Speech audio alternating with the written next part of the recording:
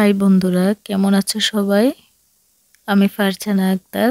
আজ তোমাদের প্রথম শ্রেণীর বাংলা বইয়ে পাঠ 17 ছড়া ইতল বিতল পর্বে আলোচনা হবে। তো চলো ভিডিও শুরু করা যাক। পাঠ 17 শুনি ও বলি। দেখো এখানে অনেক সুন্দর একটা ছবি দেয়া আছে। এই যে এখানে একটা গাছ, আর এদিকে দেখো বৃষ্টি হচ্ছে।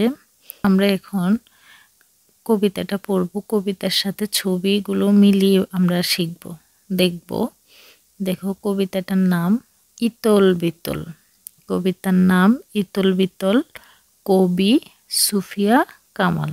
ইতল বিতল গাছের পাতা, গাছের তলায় ব্যাঙের ছাতা,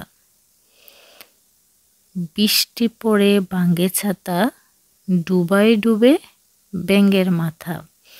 দেখো ইতল বিতল গাছের পাতা বলতে এই গাছটাকে বলা হয়েছে ইতল বিতল গাছের পাতা, গাছের তলায় ব্যাঙের ছাতা। এই যে দেখো গাছের তলায় ব্যাঙের ছাতা, এগুলো হচ্ছে ব্যাঙের ছাতা।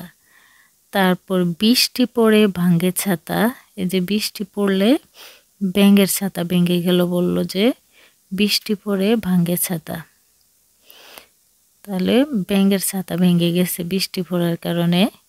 ডুবায় ডুবে ব্যাঙের মাথা, এ যে ডোবা, ডোবা ছিল, ডোবা হচ্ছে গর্তের মতো অনেক বড়, ওইখানে হচ্ছে তোমার পুকুরের মতো এরকম পানি থাকে, তো এটাকেই ডোবা বলে। ডোবায় ডুবে ব্যাঙের মাথা।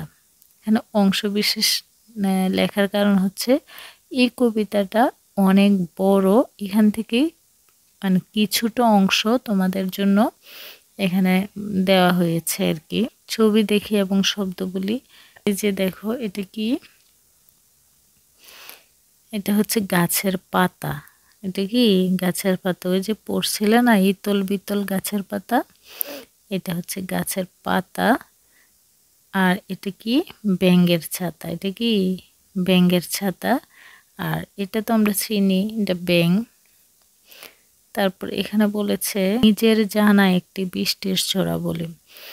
তাহলে নিজের জানা একটা বৃষ্টির ছড়া যদি তোমাদের জানা থাকে, পারো, তাহলে সেটা তোমরা পড়বে আর কি। তো ভিডিওটি এ পর্যন্ত, সবাইকে অসংখ্য ধন্যবাদ।